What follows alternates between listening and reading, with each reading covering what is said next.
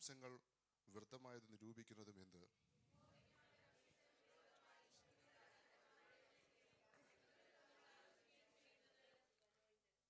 നാം അവരുടെ കെട്ടുകളെ പൊട്ടിച്ചു, അവരുടെ കയറുകളെ എറിഞ്ഞു കളയുക.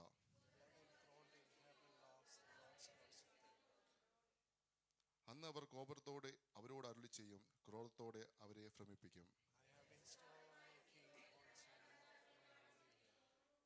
ഞാൻ ഒരു നിർണയം പ്രസ്താവിക്കുന്നു, യഹോവേ, എന്നോട് അരുളി ചെയ്തതോ, നീ എൻ്റെ പുത്രൻ, ഇന്ന് ഞാൻ നിന്നെ ജനിപ്പിച്ചിരിക്കുന്നു.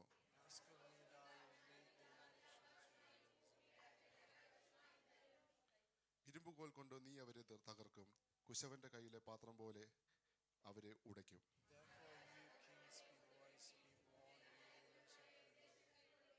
അത് രണ്ട് വാക്ക് നമുക്ക് ചേർന്ന് വായിക്കാം. അവൻ കോപിച്ചിട്ട് നിങ്ങൾ വഴിയിൽ വെച്ച് നശിപ്പാതിരിപ്പാൻ പുത്രനെ ചുംബിപ്പീൻ. അവന്റെ കോപം ക്ഷണത്തിൽ ജ്വലിക്കും, അവന്റെ ശരണം പ്രാപിക്കുന്നവർക്കെയും ഭാഗ്യവാൻ. നമുക്ക് പ്രാർത്ഥിക്കാം. Praise the Lord. സ്തോത്രം, സ്തോത്രം. സ്വർഗ്ഗീയമേ കരുണാവാനായ കർത്താവേ, സ്തുതിക്കുന്നു, സ്തോത്രം ചെയ്യുന്നു.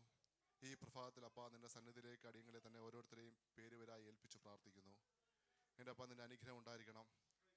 ദൈവമേ, ഞങ്ങൾ സങ്കീർത്തന ഷൂയിലൂടെ ദൈവമേ നീ ഞങ്ങളോട് കൂടി ഇറങ്ങി പ്രവർത്തിച്ചാൽ നന്ദിയോട് സ്തുതിക്കുന്നു. ഞങ്ങൾക്ക് ആവശ്യമായ മന്ന ലഭിക്കണം. അപ്പച്ചാ, നീ ഇടപെട്ടതെന്ന് നീ ശക്തീകരിക്കണം, ബലപ്പെടുത്തണം. യേശു ക്രിസ്തുവിന്റെ നാമത്തിൽ തന്നെ, ആമേൻ. എല്ലാവർക്കും ഇരിക്കാം. Please be seated. Praise the Lord. Praise the Lord. ദൈവത്തിന്റെ നാമത്തെ മഹത്വം ഉണ്ടായിരിക്കട്ടെ. May God's name be glorified. ഒരിക്കൽ കൂടി ദൈവത്തിന്റെ സന്നിധിയിലേക്ക് ദൈവത്തിന്റെ വചനവുമായി നിൽക്കുവാൻ ദൈവം നല്ല മഹാഭാഗ്യത്തെ നന്ദിയോടെ സ്തുതിക്കുന്നു. I praise and thank God for giving me this opportunity to stand in midst of you. നമ്മൾ ചിന്തിക്കാൻ ആഗ്രഹിക്കുന്ന സങ്കീർത്തനം രണ്ടാം സങ്കീർത്തനമാണ്. Today we are going to focus on Psalms 2. Pastor വിളിച്ചിട്ട് സങ്കീർത്തനം എടുക്കണം എന്ന് പറഞ്ഞപ്പോൾ ആദ്യം ഞാൻ വിചാരിച്ചു ഒന്നും രണ്ടൊക്കെ ഭയങ്കര ഈസിയുള്ള കാര്യമല്ലയോ എടുക്കാന്നൊക്കെ പറഞ്ഞ് ഏറ്റു കഴിഞ്ഞ്. When pastor rang me and said we need to do the Psalms, and I thought the first two Psalms are simple. രണ്ട് വായിച്ചപ്പോഴാണ് ഇന്നേ വരെ രണ്ട് ഞാൻ വായിച്ചിട്ടില്ല. When I read Psalms 2, that's when I realized that I never read Psalms 2 before. എന്നാലും കുഴപ്പമില്ല, നമുക്ക് ദൈവം തരുന്ന ആലോചന നമുക്ക് എല്ലാവർക്കും ഏറ്റെടുക്കാം. But let's focus and accept what God has to say here. ഇതിന്റെ ഹെഡിങ്ങിൽ ഇത് ആരെഴുതിയ സങ്കീർത്തനമാണെന്ന് പറഞ്ഞിട്ടില്ല. And in the heading there we can't see anyone's name mentioned in there. പക്ഷെ നമുക്ക് പുതിയ നിയമത്തിൽ ഇത് കാണാൻ സാധിക്കുന്നുണ്ട്. ഇതിൽ പറയുന്നുണ്ട് ഇത് ദാവീദിന്റെ സങ്കീർത്തനം എന്ന് അവർ കറക്റ്റ് ആയിട്ട് പറയുന്നുണ്ട്. But in New Testament we can see that this is a Psalms written by David. ഇതില് ഈ സങ്കീർത്തനം ഇതിന് മെയിനായിട്ട് ഇതിനെ നമുക്കൊരു 2-3 പാർട്ടായിട്ട് നമുക്കിനെ തിരിക്കാൻ പറ്റും. And in this Psalms we can divide it by 3. ഇതിന് നമുക്ക് 1, 2, 3 ഒരാൾക്ക് വായിക്കാം. Someone read the first 3 verses.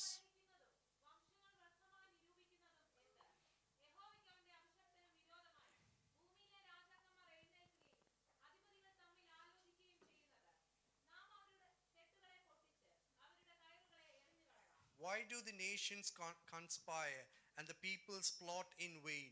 The kings of the earth take their stand, and the rulers gather together against the Lord and against his anointed ones. Let us break their chains, they say, and throw off their fetters. ഞാൻ പറഞ്ഞു ഇത് ദാവീദിന്റെ സങ്കീർത്തനമാണെന്ന് പറഞ്ഞു. I've said earlier that this is a Psalms written by David. എന്തുകൊണ്ടാണ് ദാവീദ് ഈ സങ്കീർത്തനം എഴുതാൻ ഇടയായ സാഹചര്യം എന്താണെന്ന് നമുക്ക് നോക്കാം. And let's focus into what made David write this psalm. നമുക്കറിയാം ദാവീദ് മുഴു ഇസ്രായേലിന്റെ രാജാവായി മാറി എന്ന് നമുക്കറിയാം. And we know that David is the king of all Israel. അപ്പോൾ ദാവീദിന്റെ ഒരു ആഗ്രഹം ഈ യെബൂസ്യരുടെ കയ്യിലിരിക്കുന്ന ആ പ്രദേശം കൂടെ പിടിച്ചടക്കണമെന്ന് ദാവീദിന്റെ ഒരു ആഗ്രഹം ഉണ്ടായിരുന്നു. And David had the desire then to have the land that the Jebusites had. ഒരു കോൺഫിഡൻസ് കൂടുതലായിരുന്നു ദാവീദിന്. And David had a little bit more confidence. പക്ഷേ ഇതിലും ഭയങ്കര ഒരു കോൺഫിഡൻസ് ആർക്കായിരുന്നു? യെബൂസ്യർക്ക് ഉണ്ടായിരുന്നു. And the enemy had much more confidence than David. അവർ പറഞ്ഞു, ദാവീദേ, നീ നിന്റെ ആളുകളെയും കൂട്ടിക്കൊണ്ട് ഇങ്ങോട്ട് വന്നു കഴിഞ്ഞാൽ ഇവിടുത്തെ കുരുടരും മുടന്തരെ ഞങ്ങൾ നിനക്ക് വേണ്ടി ഇറക്കി വിടും യുദ്ധം ചെയ്യാനായിട്ട് എന്ന് പറഞ്ഞു. And the enemy, when they knew that David's coming, they said to David that I'm going to give all the disabled and I'm going to let them fight you and win against you. പക്ഷെ അവർക്കറിയത്തില്ലായിരുന്നു ദാവീദിന്റെ കൂടെ ദൈവം ഉണ്ടായിരുന്നു എന്നുള്ളത്. But they didn't know that David had God with him. ദാവീദ് ഒരു കാര്യം ഇറങ്ങി തിരിച്ചു കഴിഞ്ഞാൽ അത് ദൈവത്തോട് പ്രാർത്ഥിച്ചിട്ടായിരിക്കും ഇറങ്ങി തിരിക്കുന്നത്. And when David comes out and do something, he goes into prayer room and asks God what needs to be done. വചനത്തിൽ പറയുന്നു ദൈവം അവിടെ ദാവീദിനൊരു വിജയം നൽകി എന്നാണ് കാണാൻ സാധിക്കുന്നത്. And in the Bible we can see that God gave victory to David. ഈ വചനം എഴുതാൻ ഇടയായ സാഹചര്യം എന്ന ആ ഒരു സന്തോഷത്തിൽ ദാവീദ് രചിച്ച അല്ലെങ്കിൽ ദാവീദ് പാടിയ ഒരു സങ്കീർത്തനമാണ് ഈ രണ്ടാം സങ്കീർത്തനം. And this is a psalm written by David after the victory that he had against them. നമുക്ക് വചനത്തിലേക്ക് തന്നെ വരാം. ഇതിലെ ഒന്നാമതിൽ പറഞ്ഞിരിക്കുന്നു ജാതികൾ കലഹിക്കുന്നു, വംശങ്ങൾ വ്യർത്ഥമായിട്ട് നിരൂപിക്കുന്നതും എന്ത്? Why do the nations conspire and the peoples plot in vain? രണ്ടാമത്തെ കാര്യമാണ് ഏറ്റവും ഇമ്പോർട്ടന്റ്. യഹോവയ്ക്കും അവന്റെ അഭിഷിക്തനും വിരോധമായി ഭൂമിയിലെ രാജാക്കന്മാർ എഴുന്നേൽക്കുകയും അധിപതികൾ തമ്മിൽ ആലോചിക്കുകയും ചെയ്യുന്നു. And the second one is the important one. The kings of the earth take their stand and the rulers gather together against the Lord and against his anointed one. നമ്മൾ ദൈവത്തിന്റെ മക്കളാണെങ്കിൽ, If we are children of God, നമ്മൾ പ്രാർത്ഥിക്കുന്നവരാണെങ്കിൽ, if we are in a prayerful attitude in his നമുക്ക് വേണ്ടി എഴുന്നേൽക്കുന്ന അല്ലെങ്കിൽ നമുക്ക് വേണ്ടി യുദ്ധം ചെയ്യാൻ അല്ലെങ്കിൽ നമ്മളെ തകർക്കുവാൻ ശ്രമിക്കുന്നവർ ഓരോരുത്തരും എണ്ണിച്ചു വരുന്നതായിരിക്കും. And there will be people who is going to come up, rise up against you. അത് ഇവിടെ സങ്കീർത്തനത്തിൽ പറഞ്ഞിരിക്കുന്ന രാജാക്കന്മാരും ന്യായാധിപന്മാരും അധിപതികളുമാണെങ്കിൽ ചിലപ്പോൾ നമുക്ക് അറിയാവുന്നവരൊക്കെ ആയിരിക്കും നമുക്ക് വേണ്ടി ഇറങ്ങി പ്രവർത്തിക്കുന്നത്. In here we can see kings and rulers coming against David, but in our cases it will be someone who we know. നമുക്ക് വേണ്ടി ആരൊക്കെ ഇറങ്ങി തിരിച്ചാലും നമ്മളെ തകർക്കുവാൻ ആരൊക്കെ ശ്രമിച്ചാലും അവിടെ നമ്മുടെ കൂടെ ദൈവം ഉണ്ടെങ്കിൽ അവർക്ക് നമ്മളെ ഒന്നും ചെയ്യാൻ സാധിക്കത്തില്ലെന്നാണ് വചനത്തിൽ പറഞ്ഞിരിക്കുന്നത്. Even if your closest friends come against you, if we have God in our side, we can have victory against them. വചനത്തിൽ പറഞ്ഞിരിക്കുന്നു, മൂന്നാമതിൽ പറഞ്ഞിരിക്കുന്നു, നാം അവരുടെ കെട്ടുകളെ പൊട്ടിച്ചു അവരുടെ കയറുകളെ എറിഞ്ഞു കളയുക. And the third verse it says, let us break their chains, they say, and throw off their fetters. നമ്മൾ പറഞ്ഞിട്ടുണ്ടോ നമുക്കൊരു പ്രശ്നം വന്നിട്ടുണ്ടെങ്കിൽ അല്ലെങ്കിൽ നമുക്കൊരു പ്രയാസം വന്നിട്ടുണ്ടെങ്കിൽ നമ്മൾ ദൈവത്തോട് പറഞ്ഞു, ദൈവമേ ആ പ്രശ്നങ്ങളെ ഒന്ന് മാറ്റി എന്നെ ഒന്ന് ഫ്രീ ആക്കണമെന്ന് നമ്മൾ ആരും പറഞ്ഞിട്ടുണ്ടോ? And when we have a tough situation in our hands, sometimes we ask God, can I get help from this and get me out of that situation? ഇവിടെ പറയുന്നു അവരുടെ കെട്ടുകളെ പൊട്ടിക്കുക എന്ന് പറഞ്ഞിരിക്കുന്നത്. And in here it says, let us break their chains. എങ്ങനെ കെട്ടുകളെ പൊട്ടിക്കാൻ സാധിക്കും? How can you break a chain? നമുക്കൊരു പ്രാർത്ഥന എന്നൊരു ജീവിതമുണ്ട് നമ്മുടെ ജീവിതത്തിൽ. And we should have a prayerful life to that. നമ്മുടെ പ്രാർത്ഥന കൊണ്ട് നമുക്ക് നമ്മുടെ കെട്ടുകളെ പൊട്ടിക്കാൻ സാധിക്കണം. And through our prayers we can break the chains. അത് പിന്നെ പറയുന്നു അതിനെ എറിഞ്ഞു കളയുക എന്നാ. And it says to throw off their fetters. അതായത് പിന്നെ ആ ഒരു പ്രശ്നം നമ്മുടെ ജീവിതത്തിലേക്ക് വരുവാൻ നമ്മൾ ഇടയാക്കരുത്. And you shouldn't make that the chains that you had till now, you shouldn't make them come back. അപ്പം തിരിച്ചു വരണമെങ്കിൽ എന്തോ പ്രശ്നം എന്ന് വെച്ചാൽ നമ്മുടെ പ്രാർത്ഥനയ്ക്ക് ഒരു ബലം പോരാന്ന് അർത്ഥം. And if it comes back, it's meaning that your prayer doesn't have that strength that it had before. എന്നാൽ നമ്മൾ ശക്തിയോടെയാണ് പ്രാർത്ഥിക്കുന്നതെങ്കിൽ പിന്നെ അത് തിരിച്ചു വരത്തില്ല. And if we are praying in a powerful way, it never comes back. എന്നാ ഒന്ന് ചിന്തിച്ചു നോക്കുക, നമുക്കൊരു ബാക്കപ്പ് സപ്പോർട്ട് പോലെ നമ്മുടെ ദൈവം നമ്മുടെ കൂടെ ഉണ്ട്. We have a God who is like a backup support to us. അറിയാലോ വചനത്തിൽ പറയുന്നു തന്റെ ഭക്തന്മാർക്ക് എന്ത് പ്രശ്നമുണ്ടെങ്കിലും അവിടെ പ്രവർത്തിക്കുന്നവനാണ് നമ്മുടെ ദൈവം. And we have a God who is going to come and help you if you are in need. പിന്നെ നമുക്ക് പ്രശ്നമാണെങ്കിൽ അല്ലെങ്കിൽ നമുക്ക് നിൽക്കാൻ സാധിക്കും നമ്മൾ ദൈവത്തോട് പറയുമ്പോൾ അവിടെ ഒരു നാലാമത്തെ വാക്യത്തിൽ പറഞ്ഞൊരു കാര്യമുണ്ട്, സ്വർഗത്തിൽ വസിക്കുന്നവൻ ചിരിക്കുന്നു, കർത്താവ് അവരെ പരിഹസിക്കുന്നു. And when we are in the situation, the fourth verse it says that the one enthroned in heaven laughs, the Lord scoffs at them. ഒന്ന് ആലോചിച്ച് നോക്കുക, നമുക്ക് വേണ്ടി നിൽക്കുന്ന നമ്മുടെ ദൈവം, നമുക്ക് വേണ്ടി പകയ്ക്കുന്നവരെ ദൈവം നോക്കി ചിരിക്കുന്നു എന്ന് കാണാൻ സാധിക്കുന്നുണ്ട്. And in here we can see that our God, he's laughing at the enemy that's coming against you. ചിരിയിൽ പല അർത്ഥമുണ്ട്. കാരണം ചിരിച്ച് തള്ളുക എന്ന് നമ്മൾ കേട്ടിട്ടുണ്ട് അല്ലേ? And there is different meaning to laughs. That this laugh is he's laughing them off. അതായത് നമ്മുടെ കുഞ്ഞുങ്ങളൊക്കെ ഇപ്പൊ ഒത്തിരി കുഞ്ഞുങ്ങളുണ്ട് നമ്മുടെ കൂടെ അല്ലേ? And we have a lot of children today. ഒത്തിരി ബഹളവും പ്രശ്നമൊക്കെ ഉണ്ടാക്കുന്ന കുഞ്ഞുങ്ങളുണ്ട് അല്ലേ? And they are making a lot of naughty stuff. ആദ്യം കുഞ്ഞുങ്ങൾ ബഹളമൊക്കെ ഉണ്ടാക്കിയപ്പോൾ നമ്മുടെ ശ്രീജിത്ത് അവരെ വരട്ടാൻ വേണ്ടി വരുമായിരുന്നു.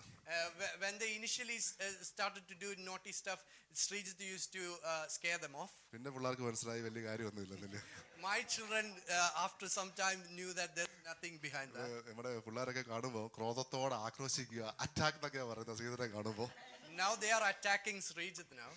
അതായത് അവർ ചിരിച്ചതേ ഉള്ളൂ ഇപ്പൊ കാണുമ്പോൾ. They are laughing him off now. ഒരു എക്സാമ്പിൾ പറഞ്ഞു കേട്ടോ, കാര്യമാക്കല്ലേ. This is just an example. നമ്മൾ പറഞ്ഞു ദൈവം ഇവിടെ പറയുന്നു യഹോവ അവരെ നോക്കി ചിരിക്കുന്നു എന്ന് കാണാൻ സാധിക്കുന്നുണ്ട്. And in here it says that God is laughing them off. കർത്താവ് അവരെ പരിഹസിക്കുന്നു എന്ന് കാണാൻ സാധിക്കുന്നുണ്ട്. And Lord scoffs at them as well. ഒന്ന് ചിന്തിച്ചോളുക, നമുക്ക് വേണ്ടി നമ്മളെ ആരെങ്കിലും ഉപദ്രവിക്കാൻ ശ്രമിക്കുവാണെങ്കിൽ നമുക്ക് വേണ്ടി കാക്കുന്ന അല്ലെങ്കിൽ നമ്മളെ നോക്കുന്ന ഒരു ദൈവം ഉയരത്തിൽ നിന്ന് അവരെ നോക്കുന്നുണ്ടെന്ന് നമ്മൾ ചിന്തിച്ചോളുക. And when we are in a situation when the enemy comes against you, we should know that we have a God who is looking at them and laughing at them. ഈ ചില അപ്പന്മാരും അമ്മമാരും മക്കളോട് പറയുന്ന പോലെ ചിരിയൊക്കെ കറക്കുമേടാ, നല്ല അടി കിട്ടുവേടാന്ന് പറയുന്ന പോലെ ദൈവം പറയുന്നത്, പിന്നെ പറയുന്നു അവൻ കോപത്തോടെ അവരോട് അരുളി ചെയ്യും.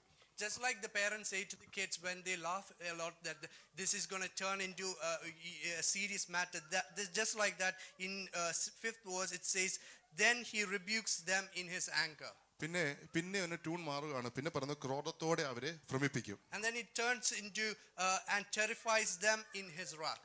ഒന്ന് ചിന്തിച്ചെടുക്കുക, നമുക്കെതിരെ പ്രവർത്തിക്കുന്നവരെ ദൈവം ആദ്യം പരിഹാസത്തോടൊന്ന് ചിരിച്ചു കാണിക്കും. The enemy that's coming against you, God is going to laugh at them first. പിന്നെയും അടങ്ങുന്നില്ലെങ്കിൽ ദൈവം ഒന്ന് എന്താ പറയുന്നത്, പിന്നെ ഒന്ന് പരിഹസിക്കുന്നു അവരെ നോക്കി. And if after that he is going to rebuke at them. പിന്നെ പറയുന്നു കോപത്തോടെ അവരോട് അരുളി ചെയ്യുന്നു. And in the next phase it says terrifies them in his wrath. ഏറ്റവും അവസാനത്തെ ഒരു പോയിന്റാണ് ക്രോധത്തോടെ അവരെ ഭ്രമിപ്പിക്കുന്നു. And terrifies them in his wrath. അപ്പൊ നമ്മൾ ചിന്തിച്ചു നോക്കുക, നമുക്ക് വേണ്ടി കരുതുന്ന ഒരാളുണ്ടല്ലേ. And we have a God who is going to care for you. എന്റെ താപ്പോട്ട് പിന്നെയും വായിക്കാൻ കാണുന്നു. അതിന്റെ 7ാമത്തെ വാക്യത്തിൽ പറയുന്നു, In verse 7 it says, ഞാൻ ഒരു നിർണയം പ്രസ്താവിക്കുന്നു, യഹോവ എന്നോട് അരുളി ചെയ്തതു, നീ എന്റെ പുത്രൻ, ഇന്ന് ഞാൻ നിന്നെ ജനിപ്പിച്ചിരിക്കുന്നു. And it says, I will proclaim the decree of the Lord. He said to me, you are my son. Today I have become your father. ഇതൊരു മെയിൻ കാര്യമാ.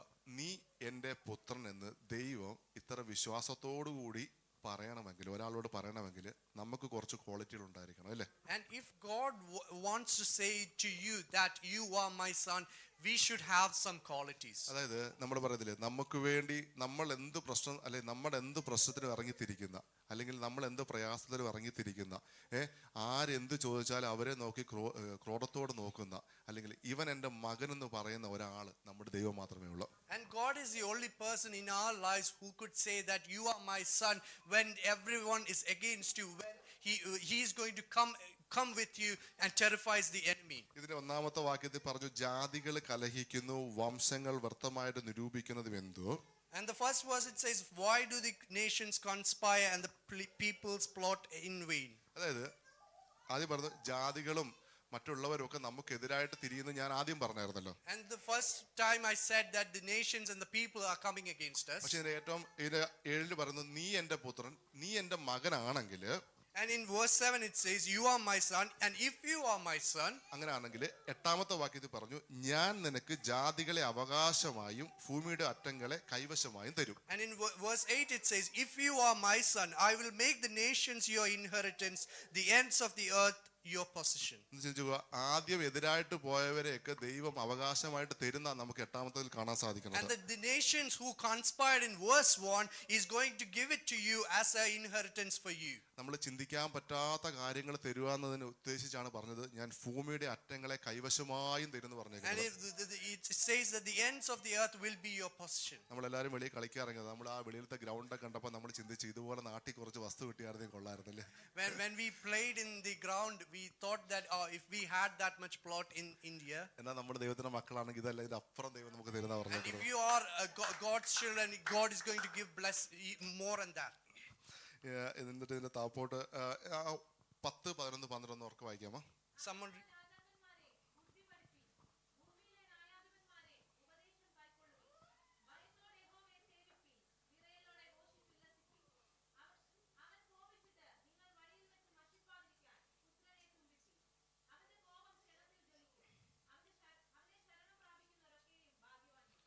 Therefore, you kings, be wise, be warned, you rulers of the earth.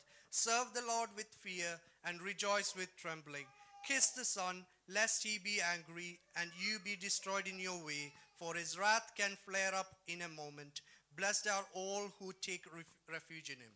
ഇവിടെ പറയുന്നു, രാജാക്കന്മാരെ ബുദ്ധി പഠിപ്പീൻ, ഭൂമിയിലെ ന്യായാധിപന്മാരെ ഉപദേശം കൈക്കൊള്ളൂ എന്ന് പറയുന്നുണ്ട്. And it says, therefore you kings be wise, be warned, you rulers of the earth. പിന്നെ പറയുന്നു, അവർക്കൊരു വാണിംഗ് കൊടുക്കുകയാണ്, നിങ്ങൾ ഭയത്തോടെ യഹോവയെ സേവിപ്പീൻ. And it's a warning to them that to serve the Lord with fear. കാര്യം ഈ ഭയത്തോടെ സേവിക്കാൻ പറഞ്ഞവരെ തന്നെയാണ് നമ്മൾ ഒന്നിലും രണ്ടിലും കാണുന്നത്. ഇവരൊക്കെ ദൈവ മക്കൾക്ക് എതിരായി പ്രവർത്തിക്കുന്നതെന്ന് കാണാൻ സാധിക്കുന്നുണ്ട്. This is the same people who is conspiring in verse 1 against the children of God. നമുക്കൊരു വാണിംഗും കൂടെ കൊടുക്കുകയാണ്, നിങ്ങൾ നശിക്കാതിരിക്കാൻ വേണ്ടി പുത്രനെ ചുംബിക്കുമെന്ന് പറയുന്നുണ്ട്. And it says that kiss the son lest he be angry against. അവന്റെ കോപം ക്ഷണത്തിൽ ജ്വലിക്കും, അവനെ ശരണം പ്രാപിക്കുന്നവരൊക്കെയും ഭാഗ്യവാൻ എന്ന് പറയുന്നുണ്ട്. And because his wrath can flare up in a moment, and blessed are all who take refuge in him. പക്ഷെ നമ്മളെല്ലാവരും ഭാഗ്യവാന്മാരാ. And we are all blessed. Are we? ഉറപ്പാണോ നമ്മളെല്ലാവരും ഭാഗ്യവാന്മാരല്ലേ? Are you sure? ഉറപ്പല്ലേ നമ്മള്? ഒന്നാമത്തെ സങ്കീർത്തനം നമ്മൾ കഴിഞ്ഞ ആഴ്ച നമ്മൾ കേട്ടായിരുന്നു. And we heard from Psalms 1 last week. അതായത് ഇവിടെ ആരാ ഭാഗ്യവാൻ എന്ന് അവിടെ പറയുന്നുണ്ട്. And it says, who is the blessed one? യഹോവയുടെ ന്യായപ്രമാണത്തിൽ സന്തോഷിച്ചു, അവന്റെ ന്യായപ്രമാണത്തെ രാപകൽ ധ്യാനിക്കുന്നവൻ ഭാഗ്യവാൻ. Blessed is but his delight in the law is in the law of the Lord, and on his law he meditates day and night. അപ്പോൾ നമ്മൾ അവനെ ശരണം പ്രാപിക്കുകയാണെങ്കിൽ, നമ്മൾ അവന്റെ ന്യായപ്രമാണത്തെ പാലിക്കുകയാണെങ്കിൽ, if we take refuge in him and if we follow his decrees, നമ്മൾ ആ ഭാഗ്യവാൻ എന്നൊരു ഗണത്തിലേക്ക് പെടുന്നതായിരിക്കും. and we will be considered in that blessed group. പിന്നെ അങ്ങോട്ട് പറയേണ്ട ആവശ്യമില്ല, നമ്മുടെ സന്തതികൾക്കോ നമ്മുടെ സ്വത്തുക്കൾക്കോ ഒരു കുഴപ്പവും തട്ടാതെ വേണം നമ്മുടെ ദൈവം നമ്മളെ പരിപാലിക്കുന്ന And ദൈവമായിരിക്കും. from that moment, the forthcoming generations, all our blessings, God is going to protect it. നമ്മളൊരു വട്ടം നമുക്ക് ഭാഗ്യവാൻ എന്നൊരു അവസ്ഥ കിട്ടിക്കഴിഞ്ഞാൽ പിന്നെ നമ്മൾ തിരിഞ്ഞ് വീണ്ടും പഴയതിലേക്ക് പോകാൻ ഒരിക്കലും ഇടവരുത്തരുത്. And if we get into that blessed group, and we shouldn't be able to go back to where we were before. നമ്മൾ ചിന്തിക്കുക, ദൈവം നമുക്ക് നല്ല സ്വത്തുക്കളും സമ്പാദ്യങ്ങളും എല്ലാം തന്നെന്ന് വെച്ചോ.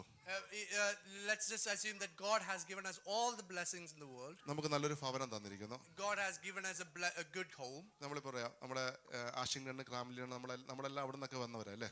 Most of us are from Ashington and Cramlington. ഇപ്പോൾ നമ്മുടെ ജിബി ബ്രോ ഡ്യൂട്ടിയെ കഴിഞ്ഞ് ഇറങ്ങി വരുമ്പോഴായിരിക്കും ദൈവം അവിടെ ഹോസ്പിറ്റലിൽ അടുത്ത് നിൽക്കുന്നത് കാണുന്നത്. And when GB comes out of his work, he sees God standing there. അപ്പം ബ്രദർ പറയും, എന്താ ദൈവം ഇവിടെ നിൽക്കുന്നത്, വാ, ദൈവമല്ലേ എനിക്ക് വീട് തന്നേക്കുന്നത്, വാ എൻ്റെ വീട്ടിലേക്ക് വന്നു വിളിച്ചോണ്ട് പോകും. And GB will say to God that, oh, like come to my home that you gave us. എന്നിട്ട് പറയും, ടീനെ ഫുഡൊക്കെ എടുത്ത് വെക്കടി, ദൈവം വന്നിട്ടുണ്ട്, ആ റൂമൊക്കെ ഒന്ന് റെഡിയാക്കി കൊടുക്കുക, ഞാനിപ്പോൾ വരാമെന്ന് പറഞ്ഞ് വെളിയിലോട്ട് ഇറങ്ങും. And he will say to Tina that, oh, get some food ready, get the room ready, I'm going to go out in a minute. അപ്പോൾ ടീന സിസ്റ്റർ പറയും, ദൈവമേ അത് മാസ്റ്റർ ബെഡ്റൂമാ, നീ ആ റൂം എടുത്താൽ മതി, ഫുഡ് കഴിക്കാനായിട്ട് നല്ല പ്ലേറ്റ് ഉണ്ട് എന്ന് പറഞ്ഞ് ഈ വീട്ടിൽ എന്തൊക്കെ നല്ല നല്ല കാര്യങ്ങളുണ്ടോ അതെല്ലാം ദൈവത്തിന് കൊടുക്കും അല്ലേ. TJG will give the master bedroom to him and take the newest plates and give the best food to him. അപ്പോഴായിരിക്കും ജിബി ബ്രദർ വരുന്നത്. That's when GB comes in. Tina നീ എന്താ പരിപാടി കാണിച്ചത്, ഈ വീട് തന്ന ദൈവമല്ല, ഈ ഫുഡ് ഈ സ്വത്തെല്ലാം അപ്പം നീ ചെയ്യണ്ട. അപ്പം അവര് പറയുന്നത്, അവര് പറയും ഇതെല്ലാം തന്ന ദൈവമല്ലേ, അപ്പോൾ നമ്മൾ മാസ്റ്റർ ബെഡ്റൂം അങ്ങനെ തിരിച്ചു കാണിക്കേണ്ട ആവശ്യം, ദൈവം ഈ എല്ലാം കൊടുക്കും, നിനക്ക് ഏത് റൂമിൽ താമസിക്കാൻ താല്പര്യമുണ്ടോ നീ അങ്ങ് കയറിക്കോളാൻ പറയും. And then GB uncle comes in and says, why did you give the master bedroom and all the best food? We should just give everything and he can choose what he wants. അതായത് ഇത്രയേ ഉള്ളൂ ഇതിൻ്റെ അർത്ഥം എന്ന് വെച്ചാൽ, ദൈവം നമുക്ക് എന്ത് തന്നിട്ടുണ്ടോ അത് നമ്മളെ ദൈവത്തിന് സമർപ്പിച്ചു കൊടുക്കുക. The meaning behind this is that the blessings that God has given us, we should give the entirety back to him. ഉള്ളതിൽ നല്ലതെന്നല്ല, നമുക്കുള്ളതെല്ലാം ദൈവത്തിനും കൊടുക്കുക. And it's not the best that we have to God, we should give everything to God. അങ്ങനെ നമുക്ക് പറയാൻ സാധിക്കും, നമ്മൾ ഓരോരുത്തരും ഭാഗ്യവാന്മാരാണെന്ന് നമുക്ക് പറയാൻ സാധിക്കും. And that's when we can say that we are all in the blessed category. ഈ വചനങ്ങളാൽ ദൈവം നമ്മളെല്ലാവരും അനുഗ്രഹിക്കട്ടെ എന്ന് പറഞ്ഞുകൊണ്ട് പിടിച്ചിരിക്കുന്നു. May God bless us with these words.